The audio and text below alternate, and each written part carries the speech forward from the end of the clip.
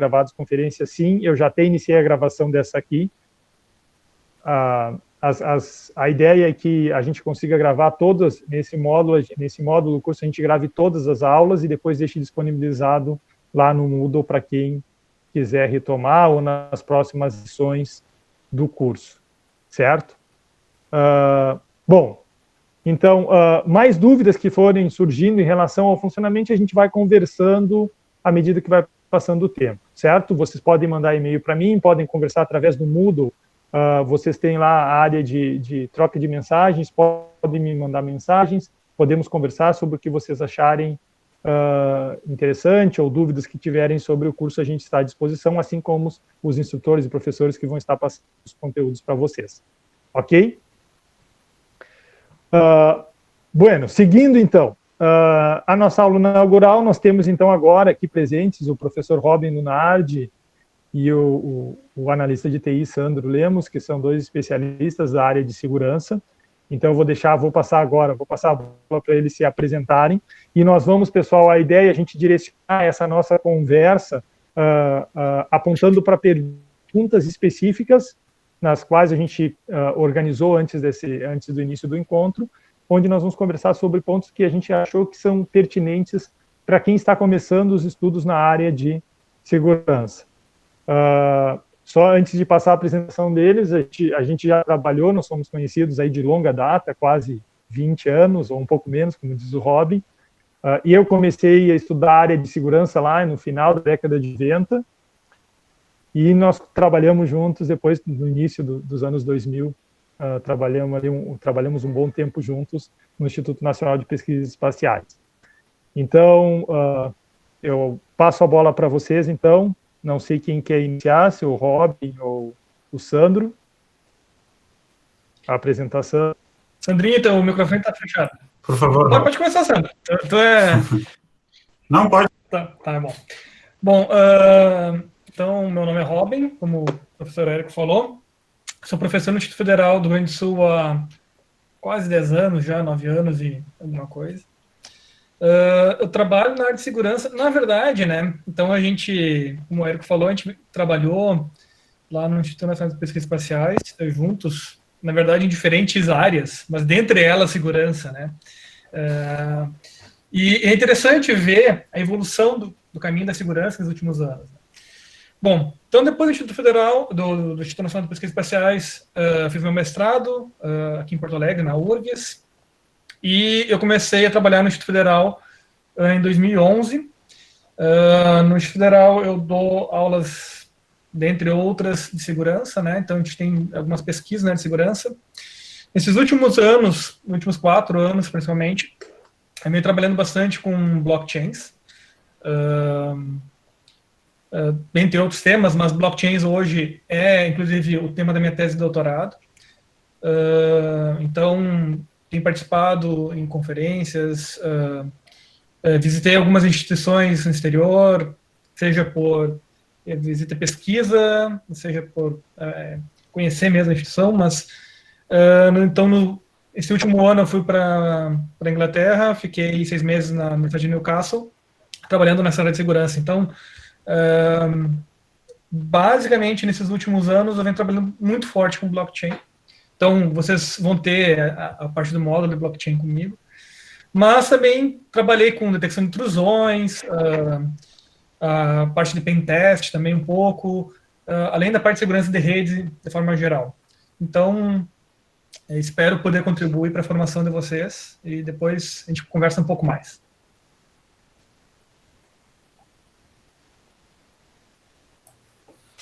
Boa noite, gente, tudo bem? Meu nome é Sandro Oliveira, o especialista ali é porque eu fiz o curso de segurança cibernética, então eu gosto bastante dessa área, uma área que me intriga bastante.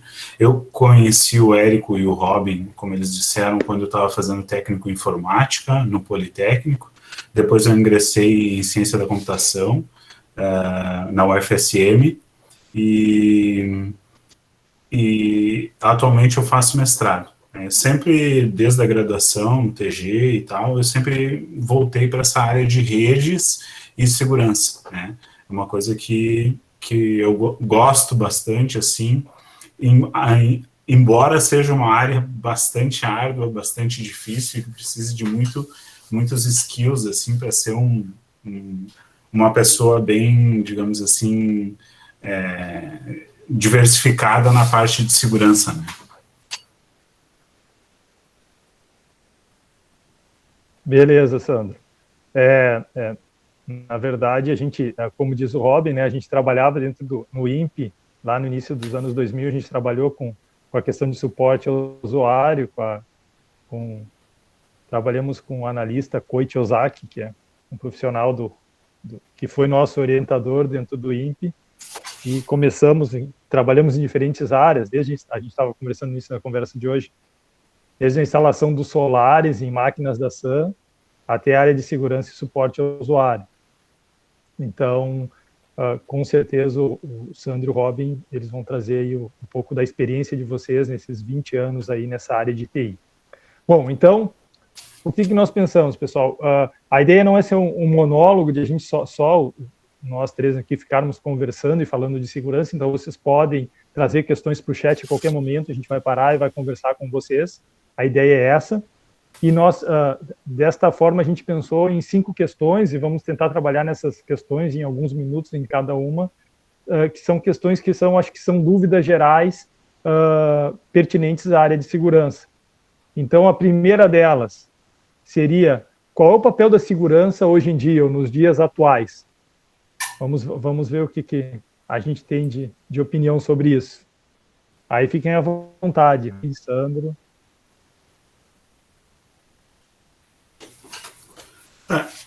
Eu acho que, na verdade, eu tenho certeza, né? Hoje, segurança é fundamental, né? Não tem como tu trabalhar sem segurança, né? E o que a gente já sabe, embora ainda não seja uma prática consistente dentro da área de desenvolvimento de projetos, etc., é que a segurança ela tem que começar nas primeiras decisões do projeto, né? Quanto mais tarde for pensar em adicionar segurança, mais cara ela vai ficar.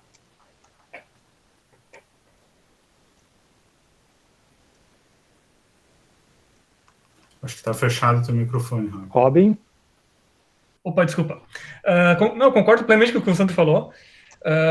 E é interessante porque segurança, há 20 anos atrás, quando a gente falava em segurança, basicamente era antivírus, firewall. Eu lembro que a gente teve uma palestra de firewall, não sei se tu lembra, se tu estava, Érico, na época, em 2004, explicando por que era importante firewall. Né? Então, a grande maioria das organizações não usavam firewall aqui no Brasil. Então, isso é uma evolução, né, da área de segurança pela necessidade, né? Então, a gente tem hoje uma necessidade de segurança muito mais forte. Eu lembro que, alguns anos atrás, a gente falava que segurança precisava ter segurança em camadas, etc. E principalmente para organizações com core business que dependia da informação, que precisava de segurança mais forte, que o usuário podia ter uma... Né? Mas hoje não. Um exemplo clássico, que todos vocês devem ter ouvido falar, de alguém na família, pelo menos, que é roubo sequestro de identidade do WhatsApp, né, que basicamente é um ataque super simples, né, que é resolvido facilmente de 2 formas. Fizer a operadora, que é não deixar acessar a caixa de mensagem da forma que é acessado hoje, sem nenhuma senha, ou o uso da senha de 2 vias, ou as 2 chaves, né, senha de confirmação, etc., no WhatsApp. Então, a gente vê que hoje o usuário, né, às vezes um usuário que nem é um usuário de um sistema específico de banco, etc., um usuário de WhatsApp, que é uma troca de mensagens, está sofrendo, então, ataques, né, de usuários maliciosos, né? Então, a gente vê que o papel de segurança hoje é vital não só para organizações, não só para pessoas que detêm algum tipo específico de informação ou financeiro, etc. Mas hoje a segurança ela está muito forte para todo mundo, né? Então, a gente pode destacar vários ataques comuns hoje que é comum a todos. Então, existe uma preocupação muito forte hoje, de forma abrangente para a segurança. Então, é extremamente importante essa área de segurança. Se a gente for nesse panorama desses últimos, olhando assim, esses últimos 15, 20 anos, eu me interessei realmente pela área de segurança quando se começou a se utilizar a tecnologia sem fio. Foi o que realmente me chamou a atenção de segurança naquele momento. Que eu não sei se vocês lembram da técnica de usar uma latinha de Pringles e capturar o sinal wireless, mas a gente percebia que lá naquele momento, isso aí na década de 90, sei lá, 98, 99, a gente percebia que existiam padrões de segurança, mas eles não eram seguidos porque não eram importantes naquele momento. E aí todo mundo configurava suas redes sem fio aberta, tinha o padrão web para configurar, mas ninguém estava preocupado em colocar senha. O interesse era usar a tecnologia. E isso criava brechas de seguranças gravíssimas, onde você conseguia ter acesso ao ambiente, aí usando o Windows 98, onde tu tinha lá teu diretório raiz compartilhado, default, tu tinha pastas compartilhadas pelo próprio sistema. E a gente, analisando isso, a gente percebe que, ao longo dos anos, a segurança ela vem se tornando cada vez mais importante. E aí, se eu for pensar hoje em dia em segurança, eu não consigo pensar em TI sem olhar para a área de segurança. Era o que eu estava conversando essa semana numa disciplina de computação móvel. Eu acho que a gente vai chegar ao ponto onde a gente vai ter que pensar, antes de formar o programador, de ensinar para ele quais são as características básicas relacionadas à segurança, para depois ele aprender a programar. Porque tudo que você faz hoje, você está rodando ou no dispositivo móvel, que tem todos os dados pessoais do indivíduo. Aquele mesmo dispositivo móvel, se a pessoa usa ele no seu trabalho como uma solução de BioD, ele está conectando sua base de dados na sua empresa, e a partir daí, se eu deixei uma brecha, uma vulnerabilidade nessa ferramenta que foi construída, provavelmente o atacante vai conseguir ter acesso à base de dados da minha organização, e aí eu não vou conseguir, não importa o quanto a área de TI, a área de segurança da empresa se preocupe em blindar a borda da rede para que não tenha ataques, por uma falha do usuário da ponta, a gente vai ter um acesso indevido à rede ou à área empresarial. E aí a gente vai muito mais longe se a gente começar a pensar em smart house. E aí imagina, tudo que a gente tem hoje conectado a um dispositivo móvel, que tu coordena, que tu controla fora da tua residência, em determinado momento isso pode ser utilizado de uma forma maliciosa. Então, eu diria que hoje a área de segurança, ela é como foi a área de algoritmos para nós quando nós começamos o nosso curso de computação lá na década de 90, que era o básico. Então, na verdade, só uma coisa, né? Eu acho que tu falou muito bem. Eu acho que o programador hoje precisa ter uma noção de segurança. Vou dar só um exemplinho, pegando essa fala, Érico. Não vou citar nome da instituição, porque a gente não pode, mas eu participei ali com o pessoal de uma análise de segurança do sistema, e a gente conseguiu descobrir que a pessoa estava utilizando, abre aspas, criptografia, não vou chamar de criptografia porque hoje em dia não dá, que era uma criptografia própria, que era basicamente uma substituição de símbolos. Que isso é a coisa mais quebrável do mundo, e nem usava hash, nem nada, era só uma substituição de símbolos. Enfim, eu não vou nem entrar em detalhes, mas as pessoas não conhecem nem o básico de criptografia, nem usar criptografia, não precisa nem saber como funciona o algoritmo em si, mas como usar os algoritmos, né, que são recomendados pelo NIST e tal. Então, concordo plenamente com o que você está falando. A gente precisa que e Robin, a gente saiba o básico, pelo menos. E a gente tem a característica de que hoje os ataques são muito mais sofisticados, né? Quando tu fala de ataque ao WhatsApp. Então, essa semana eu recebi um áudio ali que circulou aí por WhatsApp, deles mostrando um ataque de engenharia social, que foi o que foi citado pelo Leonardo Ferreira aqui na nossa conversa, que é o cara dizendo que havia identificado uma réplica, uma redundância de um anúncio no OLX, e informando que ele era do OLX e que ele tinha mandado um código para cancelar o anúncio errado que tinha na plataforma e pedindo para o usuário informar o anúncio para ele. O número do código de identificação era pedindo, fazendo a instalação do WhatsApp e pedindo o código de validação. Então, ou seja, é muito sofisticado, e a gente pega usuários que não são tão destros, então isso acaba se tornando uma vulnerabilidade muito grave. Se eu for pensar hoje em dia, se a gente for trazer para uma resposta bem curta em função do papel da segurança atualmente, eu acho que hoje ela é primordial para tudo que envolve TI, tudo que envolve informática. E eu acho que é um mercado muito amplo. Dentro disso, a gente passa para... Vai lá, Sandro. Praticamente não tem como tu separar a questão da segurança, e até teve o Dudu Silva ali que perguntou quais os tipos de segurança, né? A segurança aqui que a gente está falando é uma segurança de forma geral, não é a segurança de funcionamento, que seria safety, né, em inglês, mas sim security em inglês, né, que seria a segurança no sentido de não ferir as propriedades da segurança, né, o DICA, né, disponibilidade, integridade, confidencialidade e autenticidade. Então, é mais ou menos nesse sentido geral que a gente está falando de segurança, desse papel de segurança, como garantir que as coisas não sejam violadas por terceiros, ou seja, manter esses princípios, né? Aí a gente seguindo, quais são as áreas que vocês consideram que estão em alta atualmente, relacionadas à área de segurança? Se vocês fossem indicar hoje para esses alunos que estão começando a estudar a área de introdução, estão começando a olhar para a área de segurança, o que vocês acham que seria o caminho interessante para ser seguido?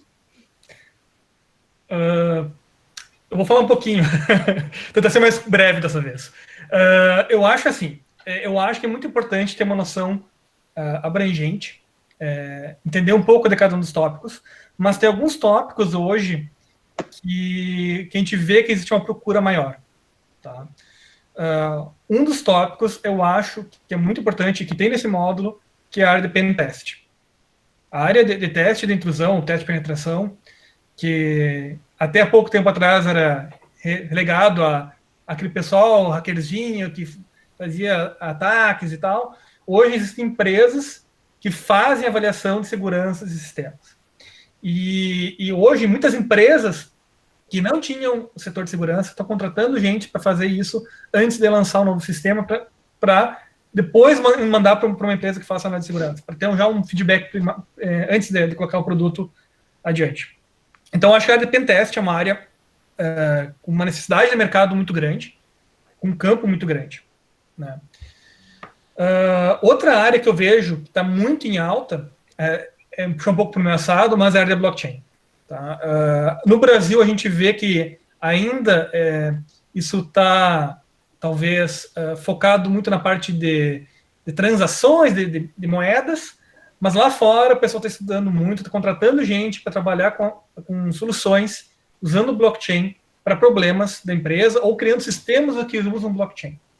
Tá? Isso a gente, nos últimos 3 anos, eu tive um projeto com 3 empresas diferentes na área de blockchain. Então, as empresas estão buscando gente com essa capacitação. Tá? Então, isso eu acho que são 2 áreas bem quentes. É claro, tem outras áreas que continuam ainda importantes, mas eu gostaria de deixar essas 2 áreas que estão em alta, que estão em crescente, né? Que eu acho que são bem relevantes.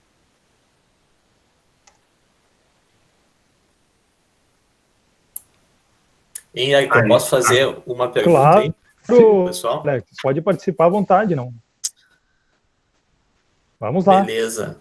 Sandro e Robin, a gente já passou por algumas situações, principalmente no setor público, que mesmo um grupo de especialistas oferecendo uma auditoria a fim de levantar algumas vulnerabilidades, os gestores, de uma maneira extremamente equivocada, acabam fechando as portas, achando que isso vai gerar mais vulnerabilidades. E tem casos, Bagé, Alegrete, que isso aí realmente aconteceu. O que vocês têm a falar sobre isso, sobre essa filosofia, né? Como explicar para esses caras que o que está sendo realizado é muito melhor que faça por pessoas do bem do que pessoas do mal, né? Vai lá, Sandro, primeiro, depois eu falo. Não, pode falar, Ramon. Eu já ouvi que tu tá na ponta da língua. Assim, não, é porque assim, eu vejo isso há muitos anos. Tá? Isso, desde a nossa época no INPE, a gente tinha problemas. O que é aberto e o que é fechado. E muitas vezes, 2 pesos, 2 medidas. A gente propõe algumas medidas de segurança, mas são barradas pela direção, ou muitas vezes querem que crie grupos que tenham mais acesso, mas que acabam sendo a pior parte da segurança no sistema. Então, assim, principalmente essa questão da análise de segurança, de pentest, eu vejo que tem uma mudança de mentalidade, tá? Principalmente no setor privado, hoje tem uma mudança de mentalidade. Hoje tem empresas que pagam por falha ou mesmo por algum problema de segurança que tem um sistema. Então, hoje tem empresas que estão pagando para achar problemas, né? Tem muitas empresas que fazem durante um período específico e dizem, abrimos aqui o nosso sistema para testes, então faz uma corrida aí para quem vê quem que acha problemas para tentar solucionar problemas. Mas a questão é que a mentalidade, seja ela no setor privado quanto no público, tem que passar por alguns órgãos diretivos, né? Mas eu acho que tem uma mudança de mentalidade. Antigamente, quando a gente falava de segurança, era visto como uma coisa tipo, isso nunca vai acontecer, isso vamos, né, deixar assim, etc. E hoje não. Hoje as pessoas têm um pouco mais de noção que a segurança em geral, a segurança da informação em geral, é muito importante para a empresa, porque hoje informação, né, é dinheiro. Então, eu acho que tem uma mudança de mentalidade. Mas sim, a gente tem problemas de pessoas que não são da área, que não entendem o funcionamento, de achar que o melhor é bloquear, não fazer teste, né, ou não permitir teste, ou simplesmente não se preocupar com isso, que depois corre atrás, né. Mas acho que isso tem uma grande mudança, tá? Eu acho que... Eu não sei o posicionamento do Sandro, mas a minha percepção de projetos com empresas e mais recente, né? Eu vejo que tem uma mudança muito grande da mentalidade. Eu concordo plenamente, respondendo ali também a questão do Honer, né? Não necessariamente exploits zero day, né? Tu pode explorar coisas que já são conhecidas, falhas que são conhecidas, que inclusive tu consegue pesquisar no Google que sistemas que são vulneráveis a essas falhas, ao Google, a outros meios de pesquisa, e tu vai ver que essas falhas existem, elas podem ser exploradas e ganhar dinheiro com isso, né? Algumas vezes legais, através de plataformas que pagam por isso, e algumas vezes na chantagem, né? E isso tem dado muito dinheiro, né? A questão da segurança, né? Eu acho que dá para a gente linkar, por exemplo, dentro da metodologia do DevOps, né? Que é uma metodologia de testes automatizados e integrados com desenvolvimento.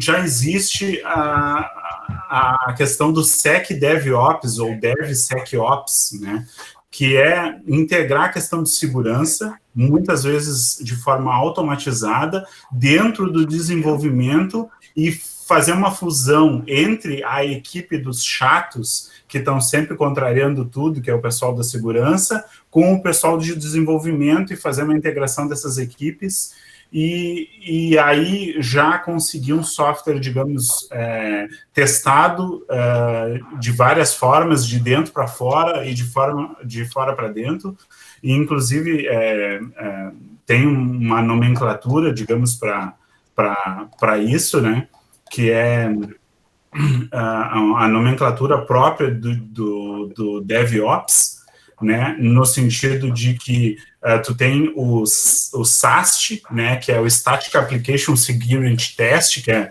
um conjunto, assim, de tecnologias que faz a análise do código-fonte e do código de máquina, né, de uma aplicação, e busca falhas de segurança apoiado pelo pessoal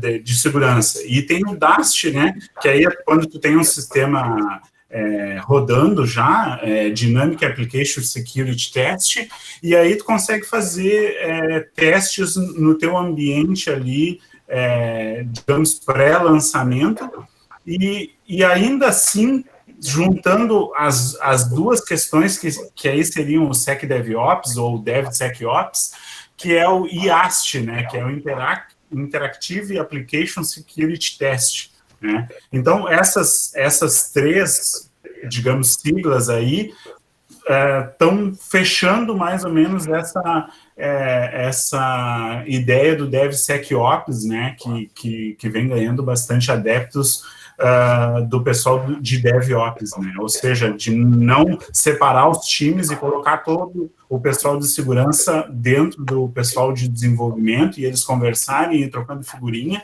e aí conseguir desenvolver um software seguro desde o início, né.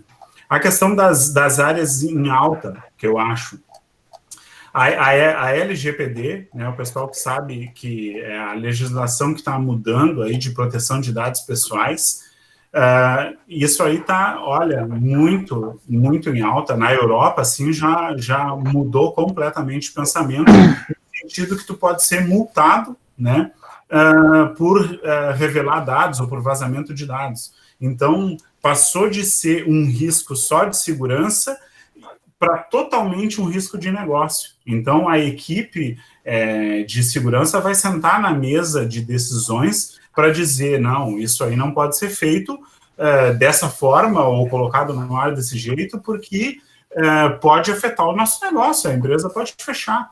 E uma consultoria sobre, eu não sei se vocês lembram, sobre o WannaCry, que foi um ataque meio geral sobre o sistema Windows, que a princípio já era uma coisa resolvida, já tinha um patch de segurança, mas muitas empresas e órgãos, hospitais mesmo, não corrigiram, e isso acabou dando um baita de um problema de segurança, né? Tirou vários sistemas do ar. E uma consultoria fez uma análise de que várias empresas que tiveram esse tipo de problema fecharam de 3 a 6 meses depois dos acontecimentos. Ou seja, TI é intimamente ligado ao negócio, entendeu? Não dá mais para ti, os guri da TI, entendeu? Não, morreu essa história. A questão, o Robin falou, né? Vamos lá? Não, pode seguir, Sandro. A questão, não sei se tem alguma pergunta que quer falar, mas só para mim fechar a minha da parte das quais áreas estão em alta. A questão, pessoal, do 5G combinado com SDN e NFV, tá? Isso aí vai revolucionar a nossa área de redes e segurança, assim. Isso aí são novos paradigmas totalmente diferentes do que a gente vinha tendo, né? Qual que era o ambiente, digamos assim, há 15 anos atrás, que era o ambiente que a gente trabalhava lá juntos, digamos assim. A gente tinha a nossa rede, digamos assim. A nossa rede era toda baseada num único fabricante. A gente tinha que conhecer a implementação do gerenciamento de cada equipamento, de cada modelo, tá? E era uma solução única, digamos assim. Isso mudou, né? Então, com os SDN, que o que é? Redes de comunicação baseadas em software, ou seja, eu posso programar a minha rede, eu posso fazer o meu switch, tá? Com a questão das linguagens de P4, linguagem de programação de plano de dados, como o P4, que é uma tendência que está em alta e que tem tudo a ver com novos novas implementações e resolver problemas históricos da internet, como a ossificação, que é muito conhecida, que é no sentido de, tu tem TCP/IP, é a base de tudo, e os problemas do TCP/IP tu vai resolvendo com penduricalhos, e aí resolveu o problema temporariamente do IPv4, com NAT, aí depois veio o IPv6, que não conseguiu engatar a questão da qualidade de serviço, que até hoje é perneta, digamos assim, e aí surge a possibilidade de tu, né, fazer a tua rede, surge a possibilidade de implementar de forma fácil novos protocolos e superar esses desafios que se tinha, digamos assim, de dependência dos fabricantes. Tá? E isso se combina com a 5G, que é o quê? Redes de alta densidade e alta velocidade, móveis, né?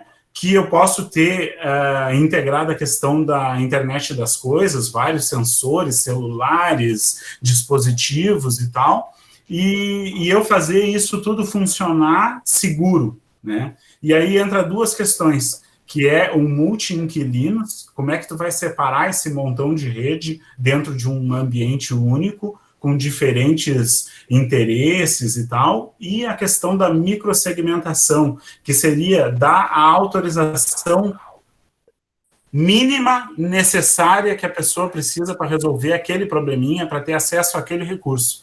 Então, eu acho que esse conjunto de coisas, siglas e palavras que eu falei, isso está bem em alta também. Eu vou fazer um adendo ao Sandro. Eu acho que essa área de SDN, eu acho que ela é muito forte, mas no Brasil eu acho que tem estudos, principalmente junto da RNP, dentro da universidade, mas a gente ainda não vê isso, eu não vejo isso para os próximos 2, 3 anos. Eu colocaria isso com uma formação mais para 5 anos, 10 anos. Eu acho que sim, vai chegar forte. Eu acho que isso vai chegar no Brasil muito forte. Mas eu acho que ainda a SDN ainda está caminhando. Ainda está muito na linha de pesquisa.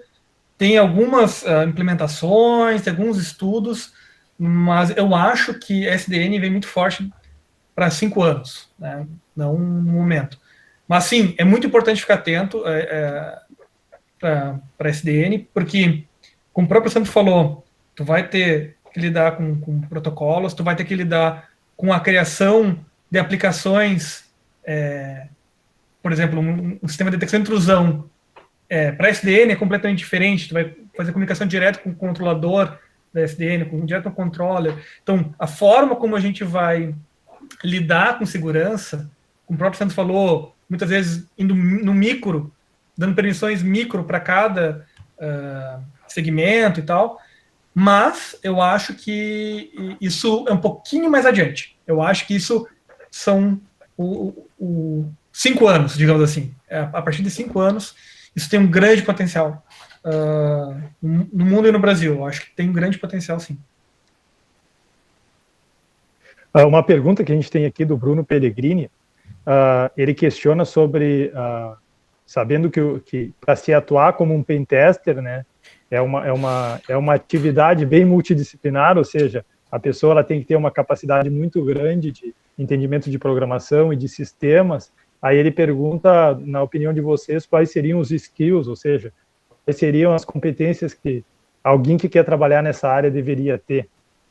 Qual a opinião de vocês em relação a isso? Eu acho que o pentester é aquele cara curioso. É o cara que vai fuçar em todos os níveis. Vai entender um pouco de criptografia, vai entender de captura de pacote de rede, vai entender como snifar uma rede, vai entender como funciona um firewall, como é que tu sabe que bloqueou o firewall, como é que tu sabe que perdeu o pacote, vai entender como é que funciona a injection, como é que tu faz lá para burlar uma regra. Muitas vezes os programadores não usam sistemas de proteção contra injection. Procurar falhas em bibliotecas. Tem muita biblioteca com problema, com falha de segurança, que as pessoas usam sem saber o que está acontecendo. A pessoa usa Bootstrap muitas vezes sem saber usar direito o Bootstrap. né? Então, usa de configuração padrão, que muitas vezes não vai utilizar o hash corretamente para armazenar senha. Então, eu acho que o pentester, ele é o cara que é uma área muito importante, mas ela é uma área que tu precisa de uma construção, tá? O pentester, ele não se forma o melhor pentester do mundo em 6 meses. Tá? Um pentester, ele precisa de uma experiência, não só de conhecimento, mas também de funcionamento desses sistemas. E não é só do sistema operacional, não é só da rede. É integração de código com o sistema, com outras bibliotecas, com rede. Então, pentester é muito importante, eu acho que é muito em alta, mas, sim, é uma área que é difícil, porque tu precisa ter vários conhecimentos, vários skills.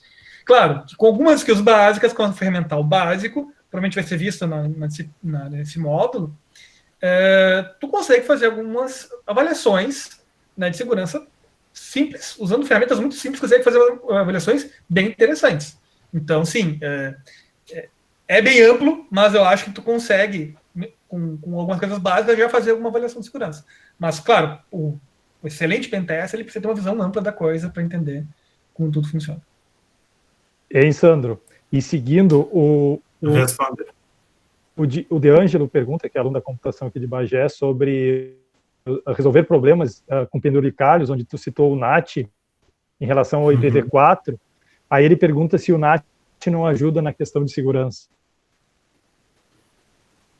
Sim, ele ajuda, mas por que ele ajuda? Porque ele é uma ferramenta de segurança?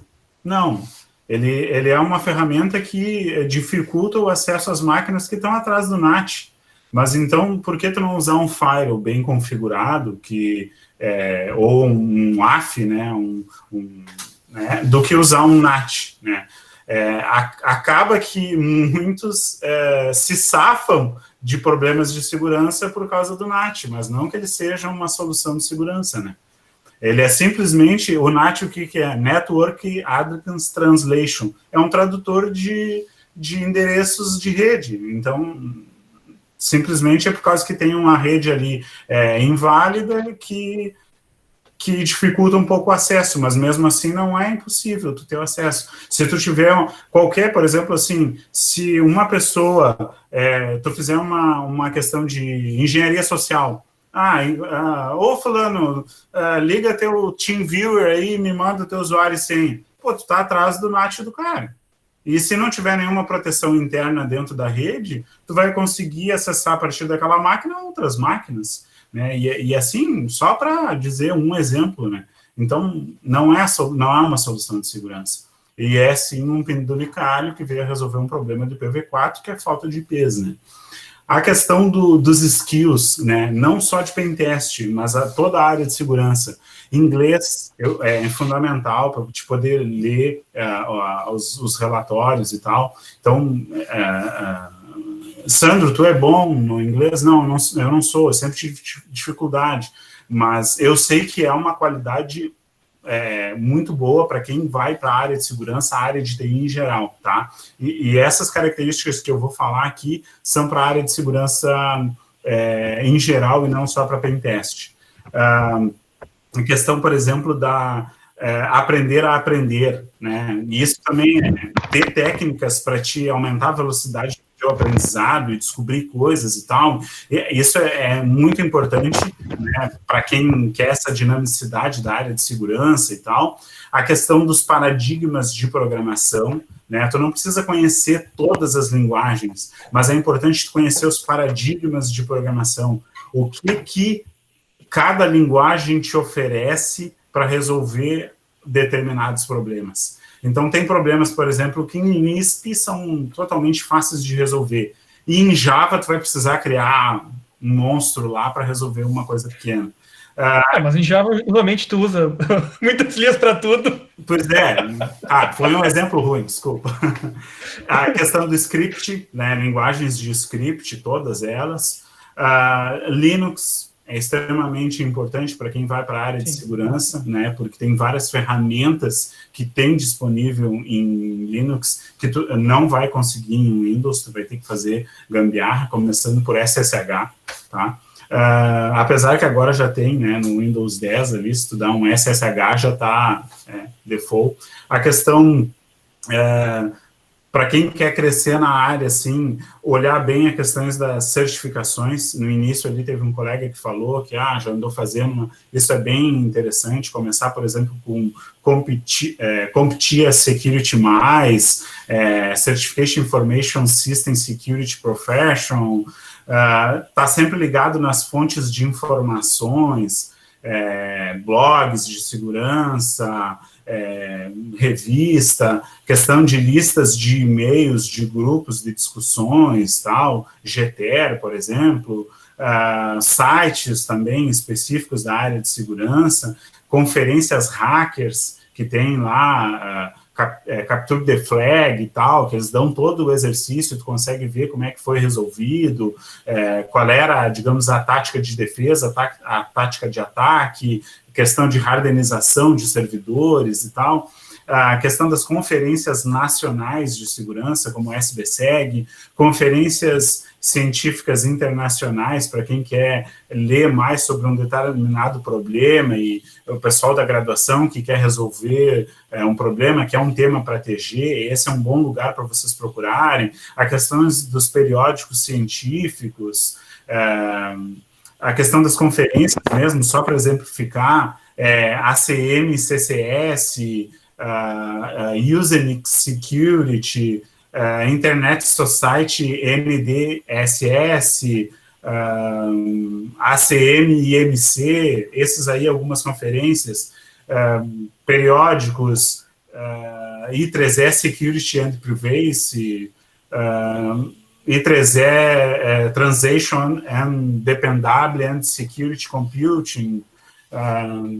Bom, uma série aí, I3E tem vários, a Spring Journal Cryptography, para quem quer a área de criptografia, da Wiley, por exemplo, tem a Security and Communication Network, que também uma revista com um fator de impacto bem alto. Bom, é basicamente isso. E aí, dentro desses estudos, separar em 3 categorias, que são as categorias de sempre. Técnicas de ataque, técnicas de defesa e estudos e mediações, ou medições, digamos assim, ou pacotes para teste desses ataques ou dessas defesas. Basicamente, é isso aí. Bom, passando para a nossa próxima questão, então, o que vocês acham e como vocês percebem as novas oportunidades nessa área de segurança? Então, ou seja, o que a gente tem de oportunidade, onde esses novos profissionais que estão se formando, onde é que eles poderão se enquadrar ou se colocar nas organizações ou na sociedade como um todo? Bom, aí tem várias linhas, né, de atuação, mas eu acho que a gente pode pensar um pouco mais amplo, tá? No Brasil, eu acho que a gente tem algumas empresas, né, então tem várias empresas da área de segurança, de teste de penetração, a parte de análise de segurança e tal, mas eu acho que existe uma mudança que vem no Brasil e fora, que são questões que o próprio governo, né, vem atuando. Tem a questão da LGPD, que o Sandro comentou há pouco, que é a questão da privacidade do usuário, etc. Mas a gente vê que os governos estão se preocupando mais com isso, né? A gente teve vários problemas nos últimos 10 anos, como Wikileaks e companhia. Então a gente vê que os governos estão fomentando muito segurança também. Hoje não é mais só para fazer análise de empresa de e-commerce, né, que a gente vai contratar uma empresa de segurança, né? Então a gente tem uma preocupação também que vem do governo. Então eu acho que as oportunidades de segurança no Brasil e fora do Brasil, elas são muito amplas. Não só mais para trabalhar numa empresa de segurança, tá? Mas empresas de desenvolvimento de software, empresas de sistemas, empresas de forma geral estão contratando na área de segurança. Eu tenho um amigo meu que trabalha em Berlim, uma empresa de venda de roupa. Tá? Isso aqui ele trabalha na área de segurança. Por quê? Porque o sistema deles é todo, mais de 70% das vendas são online. Então eles têm uma equipe de segurança, né, numa empresa de roupa. Tá? Então, eu acho que as oportunidades hoje na área de segurança, elas saíram daquelas empresas que eram contratadas por consultoria e está muito mais amplo o mercado, no Brasil e fora do Brasil.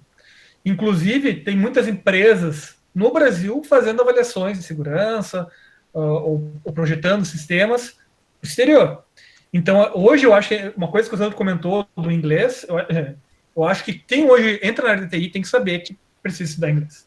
Tá? Então, eu não vejo hoje a atuação na área de TI se não souber pelo menos o básico de inglês. Né? Ainda mais esse mundo que a gente está cada vez mais, né, não vou dizer globalizado, mas pelo menos bem diversificado em termos de equipes, que a gente tem que trabalhar com pessoas de vários lugares. Não vou dizer do mundo inteiro, mas talvez vai trabalhar daqui a pouco para uma empresa que fica, sei lá, na França. Provavelmente a linguagem vai ser utilizada vai ser inglês, mesmo sendo o francês a língua oficial da França e o português do Brasil. Né? Então, hoje, a área de TI se comunica pelo inglês. Então, eu acho que as oportunidades hoje na área de TI, elas são muito fortes para quem se especializa na área de segurança. E eu acho que essas áreas que a gente citou, a parte de pentest, que eu acho muito forte, muito, muito forte hoje, e a parte de blockchain, que eu acho que as pessoas estão entendendo, né, como ferramenta para utilização em sistemas distribuídos, como áreas que têm grande atuação. E as oportunidades vão ser em diferentes empresas. Hoje as empresas, por exemplo, vou dar um exemplo, a gente teve uma empresa da área de saúde, um projeto para a área de saúde, que a gente não entendia nada, e queria utilizar essas soluções de segurança. Por quê? Tem questões de privacidade, tem questões de disponibilidade da informação, porque hoje ataque de DOS é uma coisa constante em redes, né? Então, eu acho que as oportunidades da segurança são enormes. As oportunidades da segurança são enormes. E tem que estar preparado para atuar em diferentes frentes, especialmente, como o Sandro falou, apto a trabalhar em equipes que tenham grupos de fora do Brasil. Eu acho que essa questão de trabalhar apenas no Brasil está diminuindo cada vez mais. Tem, claro, que vão haver vagas que são para empresas nacionais, locais, regionais, mas eu acho que hoje a gente tem que estar preparado para atuar no mundo inteiro, porque os ataques não vêm do Brasil. Os ataques muitas vezes vêm de fora. Né? Então, muitas vezes uma solução de segurança que é adotada aqui, ela pode ser adotada em qualquer lugar do mundo. Né? Então, espero que eu tenha ajudado, mas basicamente a ideia, se preparem, né, estão nesse curso e tal, se preparem para atuação, para trabalhar em equipes diversificadas ou para criar projetos para equipes diversificadas.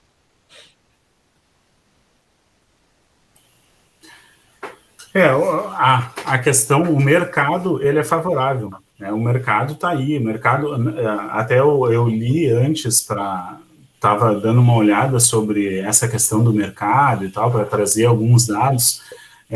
Tem uma consultoria, não sei se vocês já ouviram falar da Gartner, que eles fizeram um levantamento junto com a IDC, ou na reportagem eles juntaram os dois, que faltam no mundo 4 milhões de profissionais na área de segurança. Isso é muita coisa. Então, tem espaço. O difícil é você fazer a trajetória toda para chegar lá. Né? Ou seja, se preparar, estar ligado na área, gostar da área e tal.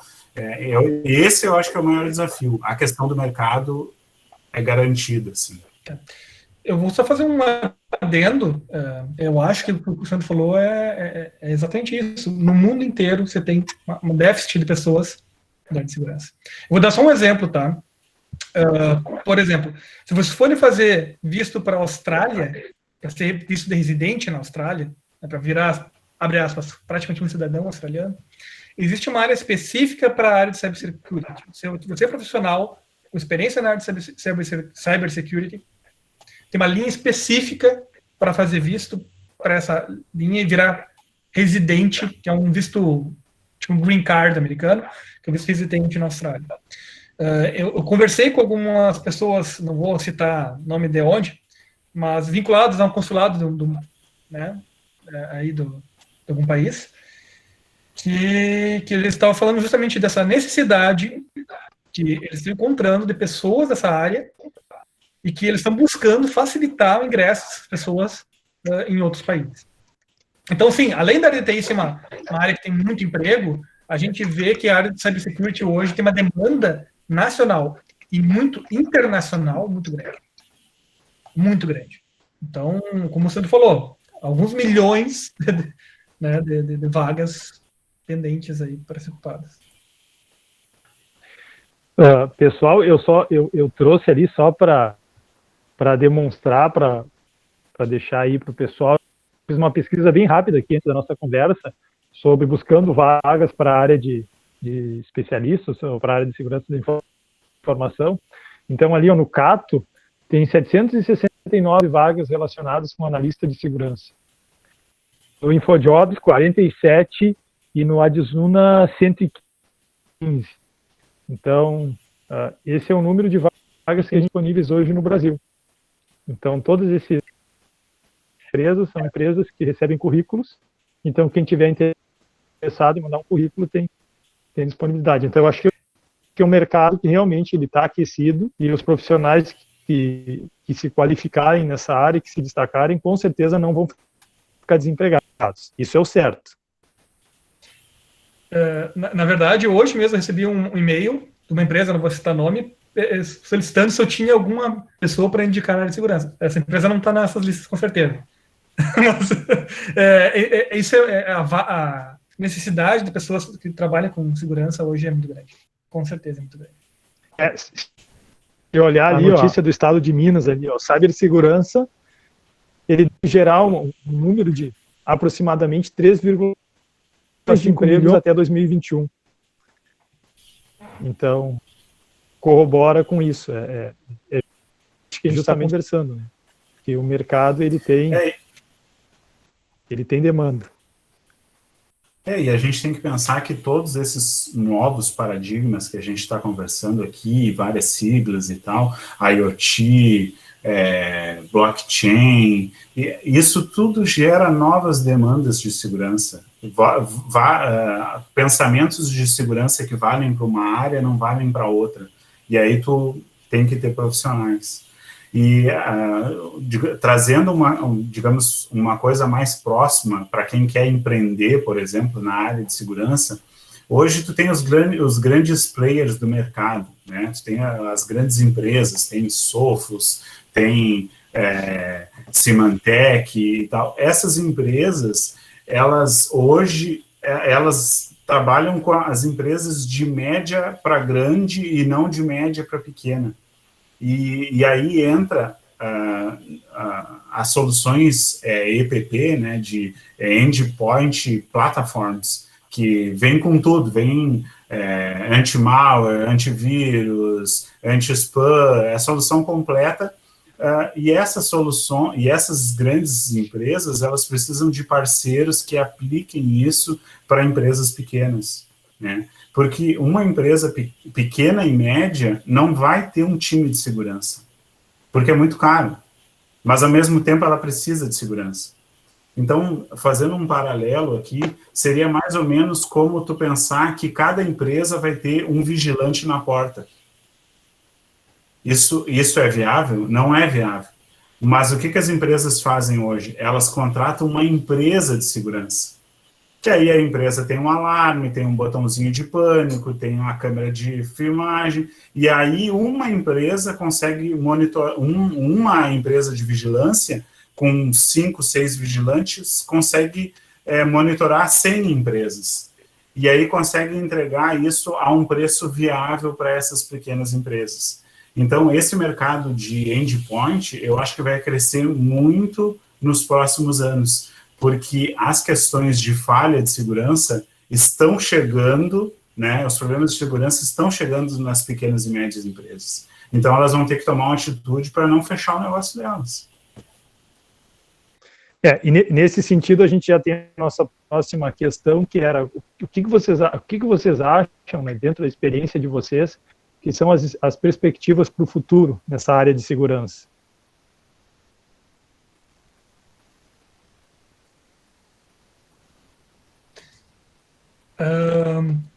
Bom, eu acho que a gente ainda vai precisar de mais gente. Tá? Eu acho que é uma área que ela tem uma demanda que é muito grande e ela tende a crescer. Eu acho que a gente vai utilizar cada vez mais, aliado à segurança, a inteligência artificial. Quando eu falo de inteligência artificial, é deep learning, porque a gente tem que processar uma grande quantidade de dados, a gente tem que tentar achar padrões, seja para fazer um IDS, seja para fazer tentar achar falhas em sistemas. Então, eu acho que, na verdade, é presente / futuro, né? Eu acho que a inteligência artificial, principalmente deep learning, machine learning, deep learning, são alguns aspectos que vão estar muito junto. Mas eu acho também, agora eu ia colocar o que o Sandro falou lá atrás, eu acho que SDN, né, NFV, SDN, a própria 5G, eu não sei como é que vai ser a implantação do 5G no Brasil, porque a gente viu com o 4G que foi uma implantação bem lenta, né? Eu imagino que o 5G também vai ser, de certa forma, mais lento, mas eu acho que essas tecnologias, juntamente com a IoT, porque 5G deve favorecer a implantação da IoT, vão criar um mercado de segurança muito grande. Então, hoje a gente está falando nas nossas casas. Eu, por exemplo, tenho aqui um robôzinho aspirador de pó, eu tenho ali minha Smart TV, eu tenho, né, diversos dispositivos que estão conectados na internet. Né? Eu, Robin, que eu trabalho com a área de segurança, eu tenho Fire configurado, bloqueando tudo que esses caras estão mandando para fora, para não ficar mandando para fora as minhas coisas. Mas eu acho que quando isso for chegar a grande público, isso vai precisar de medidas de segurança mais rígidas. E eu acho que lá fora acordou um pouco antes que o Brasil, mas o Brasil também está acordando, que é a questão da privacidade. Eu acho que a privacidade é a palavra-chave, né, para isso tudo. Claro que é muito importante ter diversos outros itens de segurança, como disponibilidade, enfim, mas a privacidade, que vem da confidencialidade, tem um papel-chave para esses próximos anos. Né? Eu já vejo um movimento no exterior das pessoas parando de usar Facebook, parando de usar mídias sociais, para diminuir a quantidade de informações disponíveis para ser processado. Lá fora, na verdade, todos os sites são obrigados a fornecer para o usuário a opção de selecionar quais cookies ela quer, permite ou não acesso. Então, isso está chegando no Brasil. Eu acho que a privacidade vai começar a ser um grande tema de discussão. E a gente já tem, por exemplo, quem usa o navegador Brave, ali você pode, inclusive, configurar o que você quer ou não, de que cookies sejam oferecidos, se você quer ou não que ofertas sejam dadas para você, e se as ofertas forem dadas para você, você tem uma lucratividade em cima disso. Eu acho que a venda de informações pelo próprio usuário, não por empresas como Google, Facebook, etc. Então, tu definir qual que é quando tu quer abrir as suas informações, eu acho que é uma coisa bem de futuro. Então, de futuro não, nesses próximos anos, né? A definição, qual que é os limites da privacidade pelo próprio usuário. O que eu quero que seja disponibilizado ao meu respeito. E isso eu acho que tem um movimento, existe a LGPD, já vem sendo discutido alguma coisa. No Brasil foi um pouco diferente do que foi feito lá fora, mas eu vejo que está sendo criada uma conscientização em relação às informações pessoais. É claro que a gente vai continuar utilizando mídias sociais, a gente vai continuar, eu acho que isso está aí e está acontecendo, né? Mas eu acho que alguns tipos de informações a gente vai começar a ter um cuidado um pouco maior e trabalhar em cima dessas informações de uma forma que garanta algumas questões pessoais para que essa informação não seja pública na internet.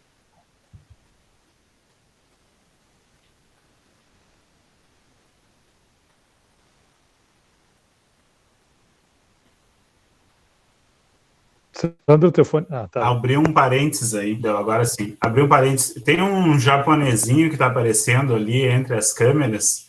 Esse senhor, esse japonês aí é o culpado de tudo, viu, gente? Ele que nos orientou, nós três aí, é uma grande pessoa e um grande analista de TI formado pela Unicamp e tal. Muito prazer pela audiência aí, Coit. Um forte abraço desde aqui do Sul.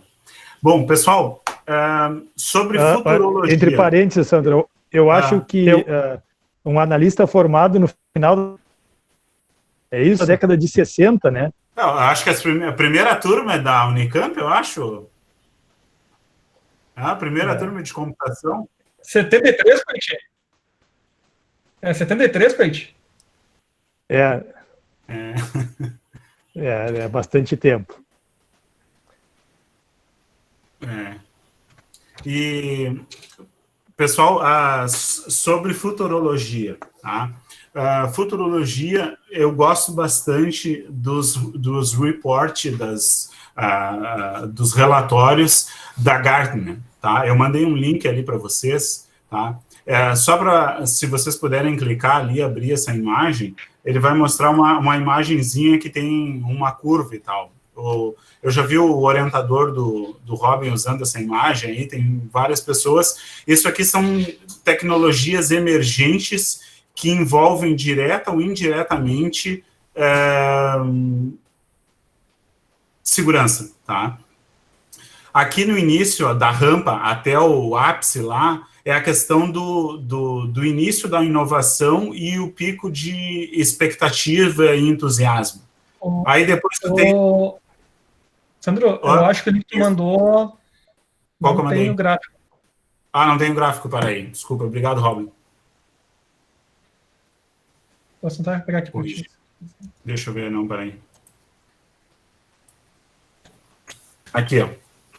Aqui eu acho que tem o de 2019 que eu consegui selecionar, porque esses reports são pagos normalmente. Tu consegue na internet as imagens e tal.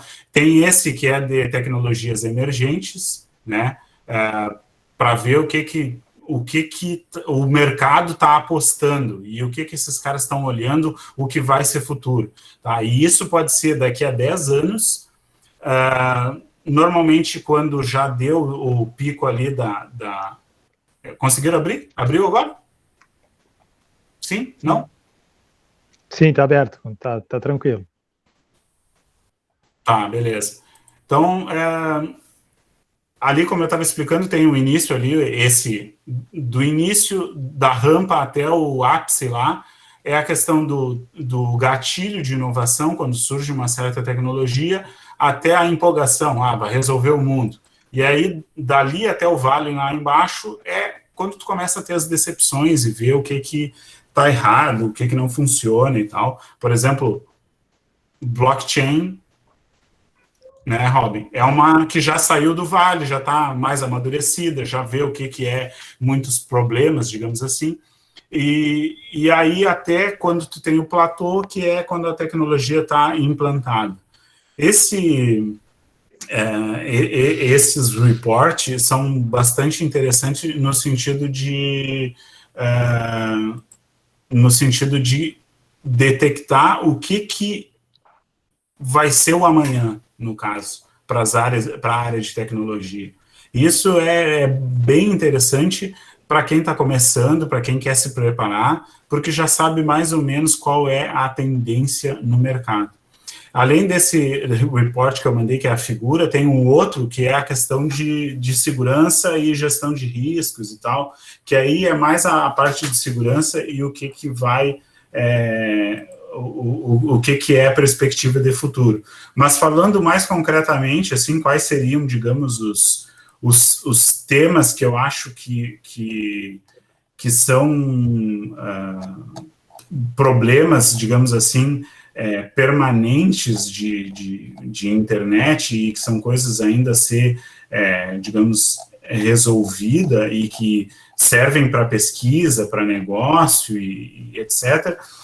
Se eu fosse citar 3, seria a questão dos sistemas móveis, tudo que envolve sistemas móveis.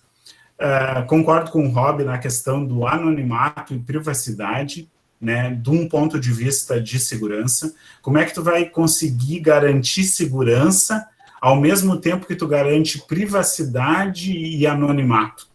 Isso aí é um desafio, assim, é uma questão em aberto. Toda a questão de web, né, de sistemas distribuídos, Então, esses três fatos aí, esses três problemas de segurança, eu acho que isso aí é futuro, todo mundo que for para alguma área envolvendo isso aí também. Mas aí entra até desde a questão de hardware, que ainda é uma questão forte, algoritmos de segurança de tráfego, de conteúdo, por exemplo, o TLS para web ainda é uma discussão. Ontem a gente estava em SSL 2.0, né? Hoje a gente já está em TLS 1.1 e tem muita gente que não aceita mais TLS 1.1, né? Porque sabe que já é vulnerável. Então, isso é uma questão ainda de pesquisa. Questão de segurança de senha, até hoje para nós da área de TI, tu tem 10 mil senhas, aí daqui a um pouco a pessoa se cansa e aí começa a repetir senha. Esse é um grande problema de segurança, né? A canais laterais, que é tu usar outros meios lá, usar um microfone para detectar a quebra da chave de criptografia no CPU da Intel, por exemplo. Isso a gente tem até hoje, são coisas que alguém descobre e não tem nem como tu saber se já foi descoberto ou não. Então, a questão de autenticação, uma questão que está crescendo muito forte, que eu acho que é futuro isso, e que vai envolver várias áreas, é a questão de medir segurança. Se tu souber dizer exatamente como uma empresa, ou quanto uma empresa é exatamente segura, né? Ela é pouco segura, muito segura, totalmente segura. Se tu for conseguir dizer isso, tu vai ganhar muito dinheiro, sabe? Porque tem toda uma questão de análise de risco, terceirização de risco, compra de risco, que é uma coisa que só está se falando, como se fosse seguro, né? O seguro do carro, alguém compra o risco de tu poder bater o carro, certo? E isso vai acontecer, se já não está acontecendo, com a questão de segurança, entendeu? De ter uma falha que vai ferir a LGPD, por exemplo. Questão que envolve também, que o Rob falou, anonimato e privacidade, que é a censura e resistência contra regimes autoritaristas. Isso aí também são questões de pesquisa e segurança, tanto da comunidade, digamos, underground, assim, como da comunidade de pesquisa propriamente dita, cientistas. Então, essas seriam as minhas apostas, digamos assim.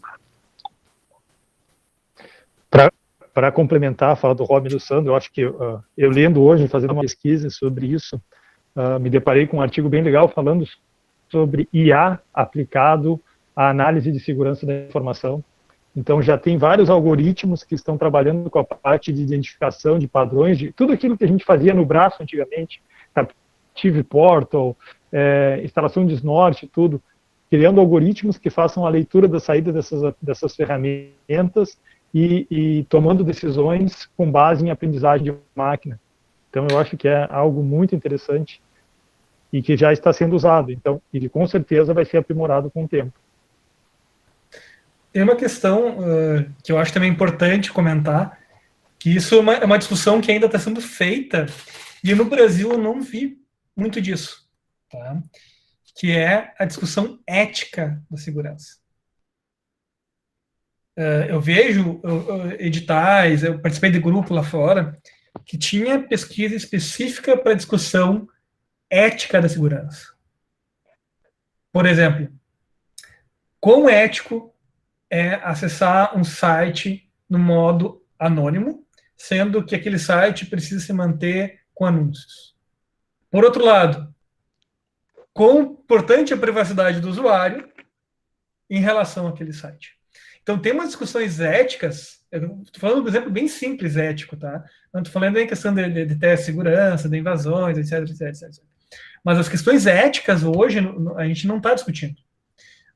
Quando a gente tem uma discussão nesse nível, é uma lei que é colocada, sem, muitas vezes, uma discussão profunda do comportamento disso e como isso vai afetar, no fim das contas, o usuário final, né? Então, qual que é o nível de segurança que a gente quer, qual que é o nível de privacidade que a gente quer e, ao mesmo tempo, qual que é o nível de privacidade que a gente pode ter. Então, tem questões aí a gente não tem muito isso no Brasil, mas lá fora, como o próprio Sandro falou, a gente tem regimes autoritários, a gente tem ou regimes que têm problemas de ataques terroristas, enfim, etc., que precisam ter mais informação, e outros sistemas que têm informação demais. A gente tem problemas, por exemplo, na Rússia, na China, ou países ainda da Coreia do Norte, por exemplo, enfim, que são extremamente autoritários, mas a gente também tem países que sofrem, que têm um certo, vamos lá, controle do que acontece, mas sofrem muito com a questão da certa privacidade que você tem hoje utilizando redes encriptadas, utilizando rede store, enfim. Então, a gente tem essa discussão, que é uma discussão ética, muito mais do que apenas a gente aqui vai lá, resolve uma solução, cria uma solução, um algoritmo que resolve tal coisa, mas a questão ética, né? Então, isso é uma questão também que eu acho que no futuro a gente vai começar a ter bastante forte aqui no Brasil. A gente precisa, na verdade, ter essa discussão, né? Enfim, é um ponto que eu acho que futurologia, que eu acho que se a gente não tiver, vai ser um problema. Se a gente só seguir exatamente como todo mundo está fazendo, vai ser um problema. Pessoal, e para a gente encerrar como a nossa última questão da noite, fatos interessantes, engraçados ou apavorantes dessa área de segurança que vocês já tiveram experiência aí nesses anos de atuação na área. Alguns para compartilhar? Tem. Bom, eu vou tentar... Tinha, mas agora o coito chegou... Não dá para falar mais. Não, eu tenho alguns interessantes, tá? E eu vou contar alguns, que são questões bem particulares e tal, mas eu sei que questões similares aconteceram com outras pessoas. Primeiro exemplo, eu vou dar um exemplo de sala de aula, então, que envolve segurança, que é a questão básica. Pessoal, coisas básicas, pessoas que são da área de TI cometem gafes. Somos humanos, tá? Então, um exemplo bem básico, tá? Eu estava dando uma disciplina de cloud computing, de computação em nuvem, e tinha um trabalho para os alunos fazer na Amazon. E eu comentei com eles, não, pessoal, tem um ano gratuito, vocês só vão ter que colocar o cartão de crédito, tem que cuidar para não estourar, mas eu recomendo vocês comprar aqueles cartões de crédito pré-pago, que é 20 pila. Se vocês não quiserem comprar, eu compro para vocês, e coloco lá só para evitar de dar problema. Aí os alunos falaram, não, professor, vou botar aqui, não tem problema. Vou botar meu cartão aqui. O pessoal desenvolveu uma aplicação usando o Amazon, AWS. Só que, na hora de subir o código, subiram o código para o GitHub com a chave de criação da máquina virtual. Não sei se todo mundo está acostumado com o GitHub, mas o GitHub é uma plataforma... Espero que todo mundo esteja acostumado, mas é uma plataforma de desenvolvimento colaborativo que o código, na versão gratuita, óbvio, fica aberto para todo mundo. E dentro desse código tem lá lá a chave da Amazon. Isso é domingo de manhã, né? Professor, lá depois de tomar um vinhozinho de noite, acordou às 10 da manhã, com 30 mensagens no e-mail dos alunos desesperados que tinha batido $20 mil. Não lembro exatamente o valor, mas era por aí, uns $20 mil. Né? Depois eu lembro, mas o que aconteceu, né? O que aconteceu? Não. A gente entrou aqui para ver, a Amazon mandou e-mail dizendo que deu problema, não sei o que, está com $20 mil de gasto. O que aconteceu? Os alunos deixaram aqui lá. Tem bots hoje na internet que vasculham o GitHub, procurando o key da Amazon, porque deve ter muita gente que faz isso. Os caras usaram isso aqui para criar várias máquinas para minerar Bitcoin. E a Amazon, acho que já tendo experiência nisso, bloqueou quando viu que estava tendo um uso muito elevado, repentino, e eu só tinha essa dívida de 20 mil. Então era eu, domingo de manhã, às 10 da manhã, mandando e-mail lá para a Amazon dos Estados Unidos, falando o que tinha acontecido, se tinha que dar um desconto para os alunos, que eram alunos de graduação, parará. Esse é um exemplo engraçado. Na hora, para eles não foi engraçado, porque imagina $20 mil, né? Converte aí vezes 5, tá mais que 5 hoje, mas na época devia estar uns 3, 4. Vamos dizer que seja assim, para ficar mais fácil o cálculo, dá 100 mil reais. Né? Numa bobeira, eu deixar uma chave para a criação de máquinas virtuais. E isso, pessoal, eu estou falando de pessoas da área da computação, que estavam no último semestre, né, que tiveram cadeira de segurança, né, e mesmo assim fizeram a besteira de fazer o upload do código para o Git com a chave. Né? Então, isso é só para mostrar um exemplo de que uma falha simples, muito simples do usuário, né, pode gerar uma situação catastrófica, aí, 100 mil reais. Né? Então, esse é um exemplo. Para mim foi muito engraçado depois, mas eu fiquei bem preocupado com a situação dos estudantes. Né? Então, eu não sei se vocês... E, Robin, o Bruno está perguntando se tu teve que pagar realmente ou não. Não, isso é uma coisa interessante. Não tivemos que pagar. A Amazon, na verdade, ela falou, não, a gente entende, a gente sabe que isso acontece, a gente está zerando o valor e tal, etc, etc, etc. Mas isso, na verdade, só foi descoberto porque a própria Amazon bloqueou aqui.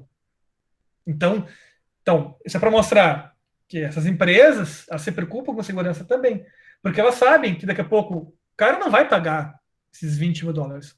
Imagina, estudante de degradação que está começando a vida, né? 20 mil dólares é impossível, né, de pagar. E até afeta a imagem da empresa da Amazon, né, se isso acontece. Então, eles mesmos, né, zeraram a conta. Depois a gente deu muita risada, mas na hora eles ficaram bem preocupados. Bem preocupados.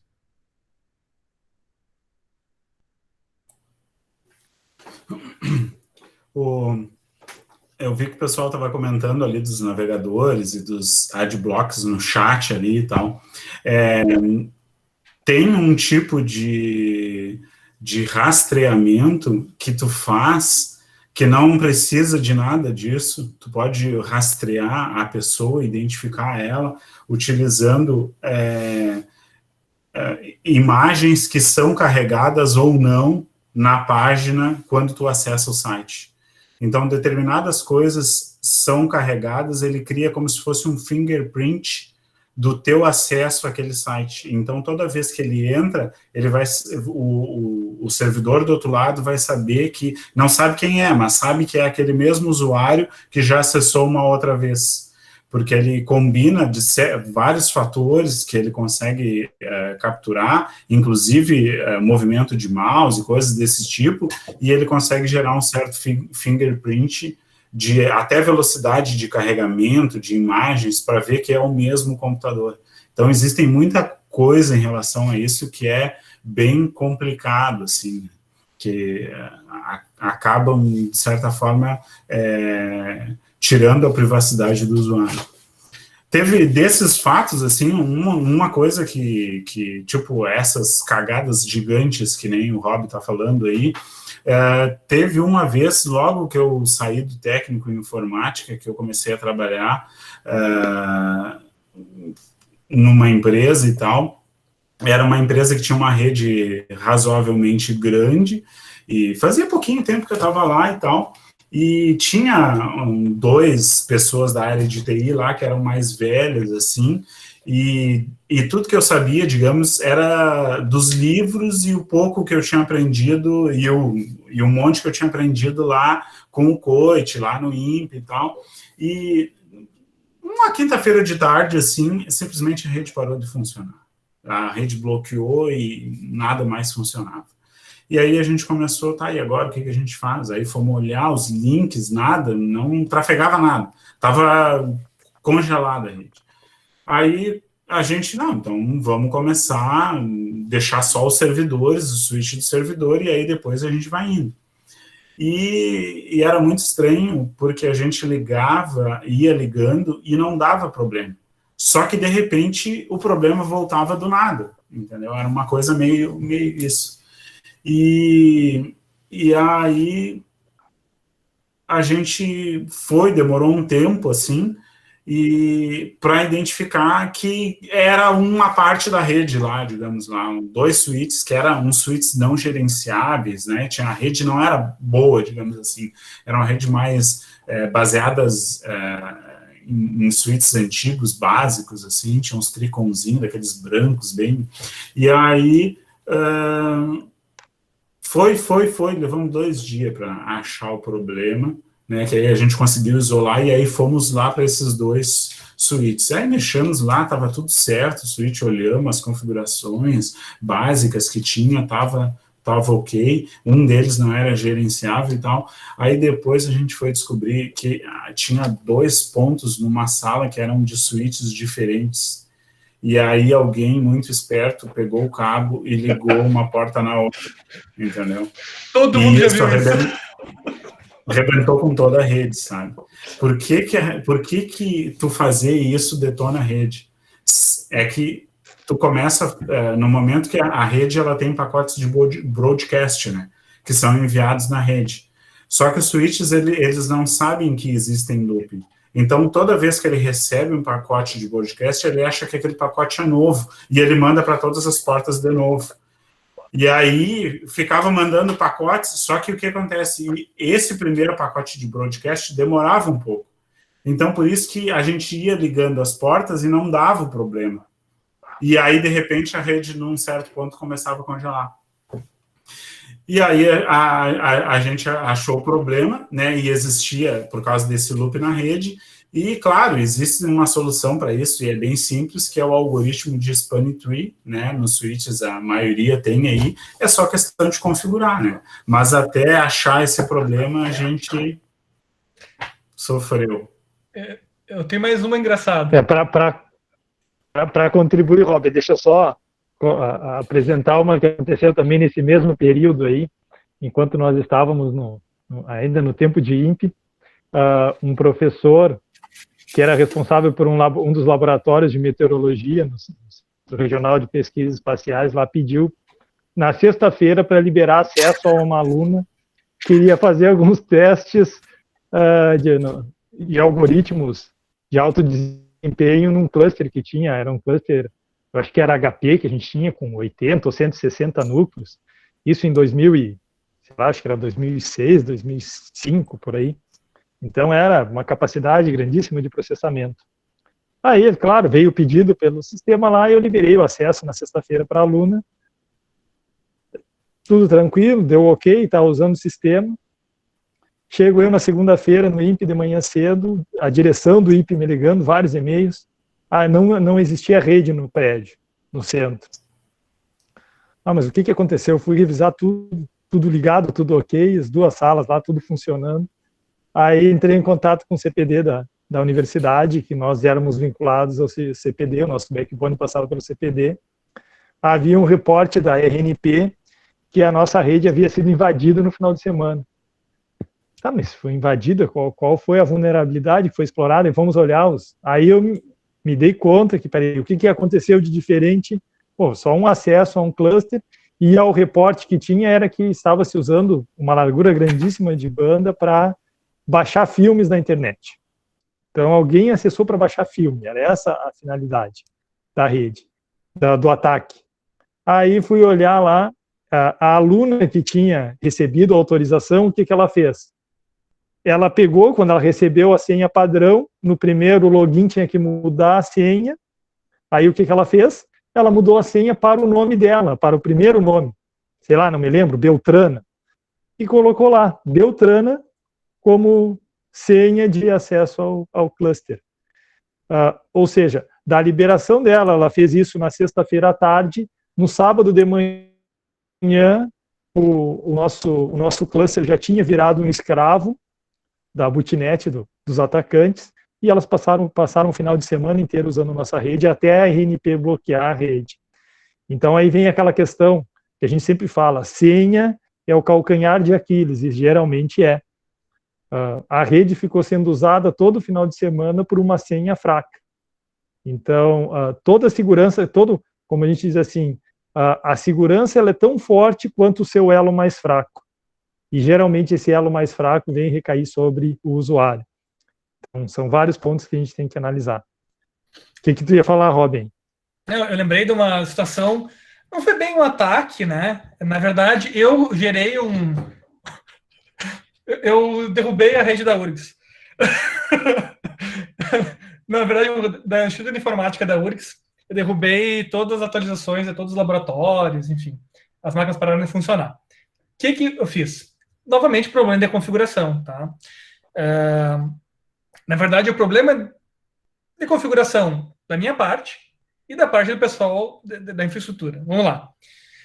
Eu estava testando IPv6, isso em 2008, 2009, agora não lembro, usando um túnel pela Six, que era uma empresa que tu conseguia, tu recebia um range de IPv6 e tu fazia tunelamento IPv4 até a empresa e saía de novo em IPv6. Então, tu tinha o IPv6, tu empacotava o IPv4, mandava para a empresa e saía IPv6. Tá? E aí eu estava fazendo testes lá de implantação e tal. E aí eu vi que, quando eu instalei, configurei, parará, como a URGS não usava IPv6 na época, hoje acho que todas as universidades estão usando porque a RNP, todos que participam da RNP estão usando porque a RNP solicita que use, né? Mas na época não. Então, a URGS não tinha configuração de IPv6. Isso é uma coisa bem importante para quem trabalha com Firewall e gerência de rede. O Firewall para IPv4 é Firewall para IPv4, Firewall para IPv6 e Firewall para IPv6. Se tu não tem Firewall IPv6, né, tu tá à mercê. E além disso, eles não tinham nenhum roteador IPv6. Que esse era um outro problema. O que aconteceu? Eu instalei minha máquina, configurei um roteador IPv6 na minha máquina, para o pessoal do nosso laboratório utilizar. Só que nossas máquinas são todas conectadas no switch, né, que era compartilhado com outras redes. Quando eu coloquei meu roteador, minha máquina como roteador IPv6, IPv6 ele mudou um pouco o protocolo, mas inicialmente, quando tu era um roteador IPv6, tu se anunciava como um roteador IPv6. Então, todas as máquinas que tinham suporte IPv6 se conectaram ao meu roteador. E eu vi que a máquina, tá um monte de conexão. Beleza, vou bloquear aqui. Criei um firewall e bloqueei e só permiti acesso às máquinas do pessoal do laboratório. Só que tem um detalhe. Geralmente no DNS, AAA, que é o prioritário, é V6 e não PV4. Então, o que acontece? Todo mundo tentava acessar Google, na época Google, YouTube, Google, todos os sistemas da Google.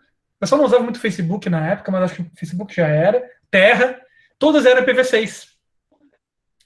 E a atualização das máquinas Linux, por padrão, que estavam instaladas no laboratório, que já eram versões mais atualizadas, laboratórios de alunos, né, eram IPv6. O que acontece? Todas essas máquinas se conectavam à minha máquina, eu barrava no firewall e elas não conseguiam conexão. Claro que depois de um tempo, hoje em dia, as máquinas são um pouco mais inteligentes, elas não detectam conexão externa, ela tenta pegar o IPv4. Mas na época não. Então, basicamente, eu fiquei com mais ou menos uma semana barrando Google, YouTube, Gmail, Terra, de todo o Instituto de Informática da URGS.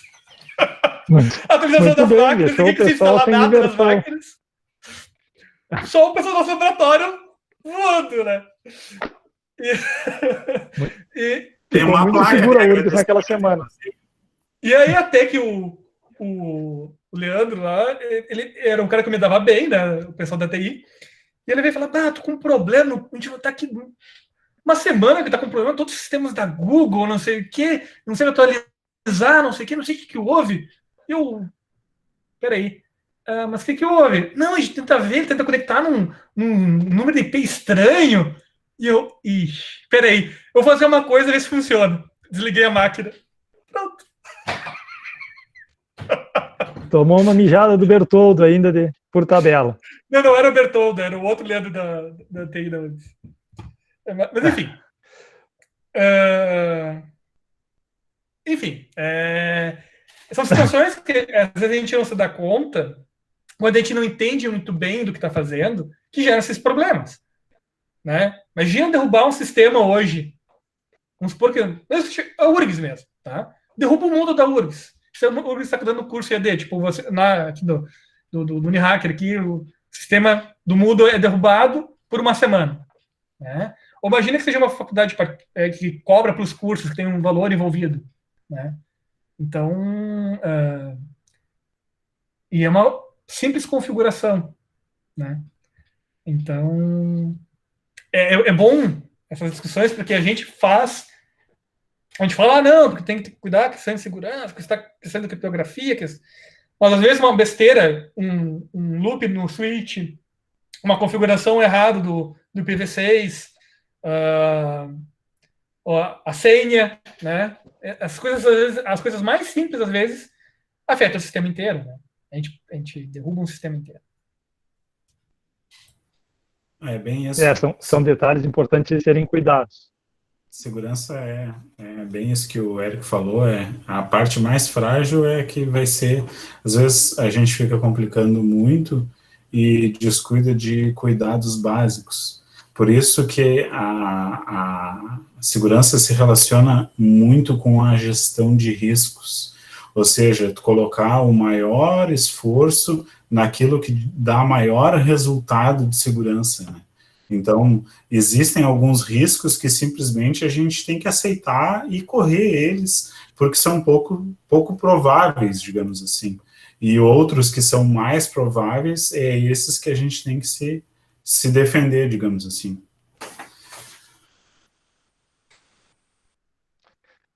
É bem por aí. Bom, pessoal, chegamos então, nos aproximamos ao teto da nossa conversa de hoje. Eu gostaria de, nesse momento aqui, publicamente agradecer a participação do Robin e do Sandro, que disponibilizaram aí alguns minutos do seu tempo para conversar com a gente um pouco sobre segurança, trazer sobre a experiência deles, com certeza contribuir e muito para o nosso entendimento sobre a área de segurança, principalmente para aqueles que estão começando, para perceberem que às vezes é uma trajetória que às vezes a trajetória ela pode ser árdua, mas lá no final a recompensa vem.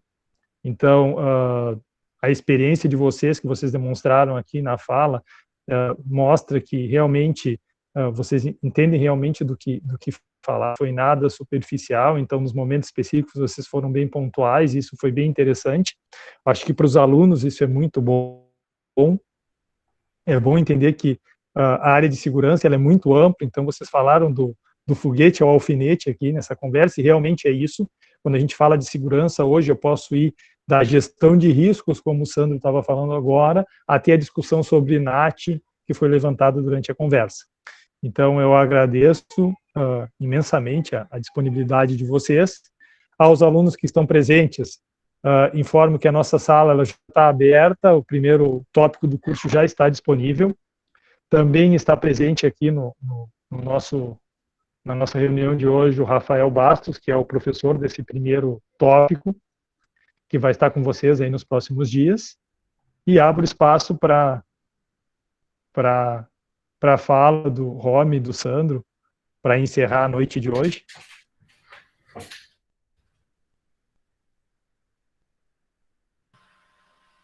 Se Pode quiserem começar, fazer Sandro. um fechamento. Quer que eu comece ou tu começa? Érico. Eu começo, o Coit quer falar? Vamos deixar o Coit falar, então. Acho que vai abrilhantar a nossa reunião. Boa noite, pessoal. É bom ver, né, que a turma que passou um tempo, né, comigo lá em Santa Maria, né, estão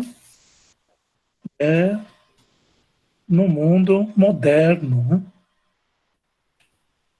Fico feliz com isso.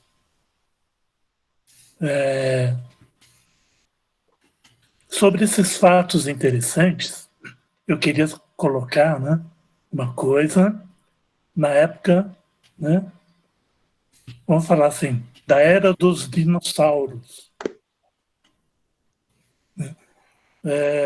Quando a rede, né, começou a ser difundida, né, no INPE, eu digo no INPE, aqui em São José dos Campos, primeira rede, né, era capeada, né? A gente usava modem, né? A segunda geração foi com cabo coaxial. Então, a segurança, né, nesse tipo de cabeamento, né, dependia exclusivamente, né, dos usuários. Imagina, né? Bom, eu estou falando de uma época que hoje, né, os alunos que estão me ouvindo, né, não passaram por isso. Né, questão de 30 anos, 40 anos. 40 acho que não, né, mas pelo menos 30 anos. Né? Problema simples, né, é que, né, na verdade, o cabeamento, né, cabo coaxial, ele tem, né, nas pontas, né, assim, a segurança, né?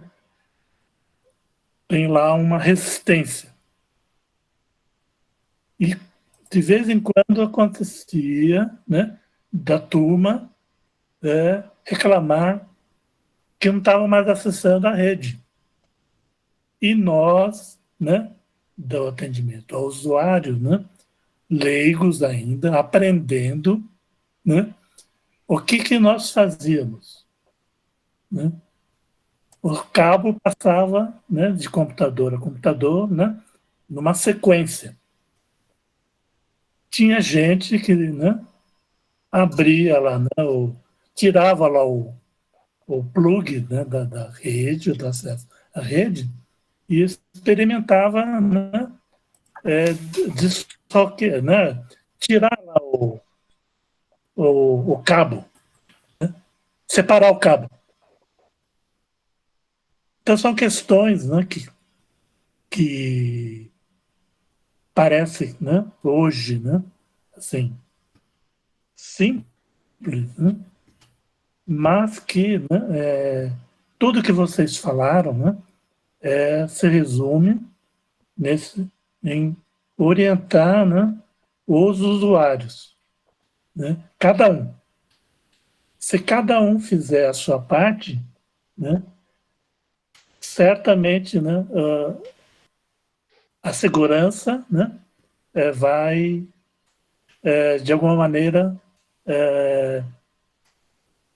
não digo não vulnerável, né, mas nem protegida, né, mas será, né, certamente assim, esses problemas mais triviais, né, deixarão de acontecer. E você se foca, né, né, aplica em questões mais desafiadoras. Né? Tem que ser assim, né? Alguns, quem nasce sabendo. Né? A experiência é que vai, né?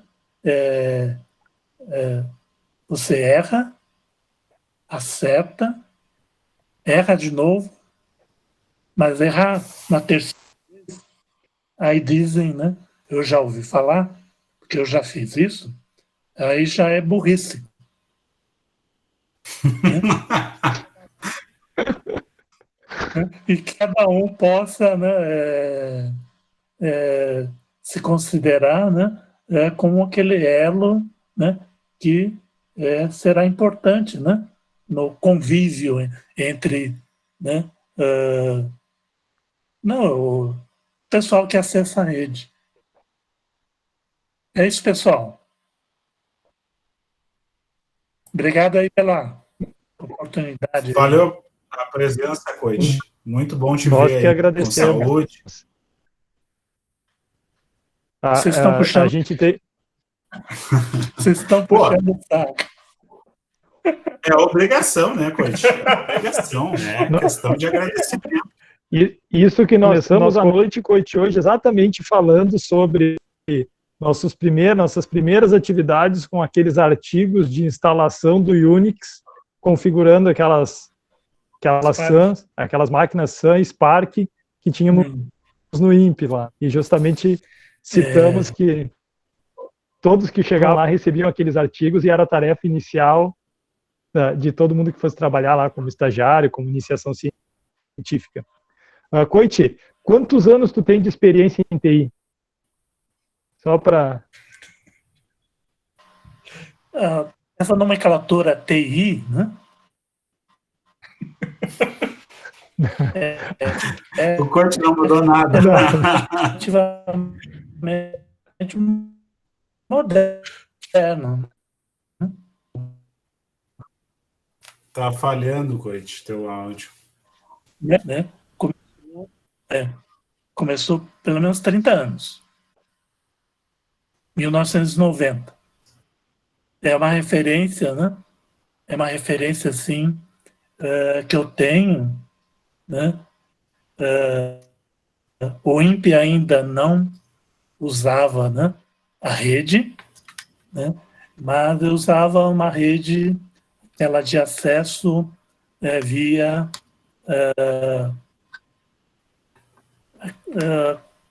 telefone, né? Mas não, né, falar em TI, que é tratamento da informação, né?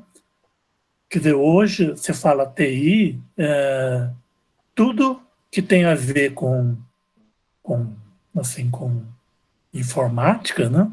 Ligado à informática, né? Tem um fundo de TI. Então você vai né, tratar os dados, TI. Você vai comprar equipamento, é TI. Você vai comprar suprimento, é TI. Né? O que não é TI hoje? Né? Difícil dizer, né? De alguma maneira, né, do acesso, né, ou ponto a ponto, né, ou acesso a algum outro elemento da rede. Se você não está fazendo isso diretamente, né, você está usando, né, um meio, né, para chegar, né, no destino, acessar o destino. Então, 30 anos é uma referência que tem, assim. Claro que na internet mesmo, usamos, né, passamos a usar essa rede TCP/IP, né, a partir de 1995. Tá. Bom, pessoal, eu vou encerrando a minha parte aqui. Eu gostaria de agradecer ao Érico a oportunidade, né, agradecer a todo mundo que teve paciência conosco de nos ouvir aí. Espero que a gente tenha adicionado um pouquinho aí, ou ao menos pingado uma gotinha do veneno, né, da segurança para vocês aí, que se contaminem, que passem a pesquisar isso e depois a gente se encontre por aí para conversar. Me coloco à disposição. Atualmente, meus temas de interesse são programação no plano de dados, aprendizagem de máquina para plano de dados e detecção de botnets. Essa é, digamos assim, o que eu estou interessado no momento. E se tiver alguém que quiser conversar sobre suas pesquisas ou interesse sobre isso, eu estou à disposição. Certo, obrigado, Sandro. Bom, só para encerrar também, então, gostei que o Coit mantém o mesmo método para explicar a questão da TI que a gente via lá na época do INPE. E é legal essa fala do Coit, só para puxar o gancho, que ele fala da questão do usuário. E esse, no módulo, o primeiro módulo é sobre boas práticas na internet. E esse módulo é muito importante, que quem for trabalhar com TI que envolva o usuário, né, trabalha em empresa, etc., que tenha forte foco em usuário, que use esses conceitos passe esses conceitos para o usuário. Isso é uma coisa muito, muito importante que o COIT deixa assim, de ensinamento, né? Então, se vai trabalhar com o usuário, mesmo que os usuários sejam da área de TI, precisa ter essa conscientização. Eu também, como o Sandro falou, estou à disposição. Eu vou ministrar o módulo da introdução ao blockchain, então provavelmente eu devo conversar com vocês mais adiante. Então, espero que todos aproveitem esse curso. Eu acho que é um curso que está montado, esse módulo 2, eu vejo ele montado de uma forma bem interessante. A sequência, inclusive, de assuntos foi montada de uma forma bem interessante. Espero que vocês aproveitem. E espero também que vocês consigam tirar, assim como o Sandro falou, de veneno, né? Mas espero que vocês consigam tirar ensinamentos que possam realmente ser usados para melhorar a segurança no Brasil. A gente tem hoje um déficit muito grande de profissional na área. A gente tem a comunidade, se a gente pegar a comunidade, inclusive científica, acadêmica, de segurança, ele é menor do que deveria. Né? Então, se vocês pegam, por exemplo, eventos científicos como o SBSEG, ele é muito menor que o Escola de Redes. Né? Só para citar um exemplo, né? Ou de engenharia de software. E é diferente do que acontece lá fora. Os eventos de segurança são muito grandes. Então, a gente precisa de gente, tanto na parte mais técnica, na indústria, né? Trabalhando na segurança, mas a gente também precisa de mais gente na área de pesquisa. Então, quem quiser se aprofundar mais, fazer um mestrado, mestrado, doutorado na área de segurança, também aproveite esses conceitos e possa, daqui a pouco, se interessar, se aprofundar mais, dando para aplicar no mercado ou ir para a academia. Quando eu falo academia, é universidades e pesquisa, etc. Isso aí. Certo, brigadão, Robin, brigadão, Sandro, agradeço imensamente a vocês, agradeço ao COIT por ter abrilhantado com a fala dele, nosso evento. Aqui nós encerramos, então, nossa aula inaugural. Aos alunos teremos 18 dias, então, de conversas e discussões sobre segurança. Lembrando que são 6 avaliações, se dediquem e sigam o exemplo do Christopher aí, que no início da nossa aula trouxe a experiência dele, que utilizando os recursos e os ensinamentos do módulo 1 desse curso, ele conseguiu já partir para a certificação na área de segurança. Então, agradeço a todos por esse momento e uma boa noite a todos. Obrigado.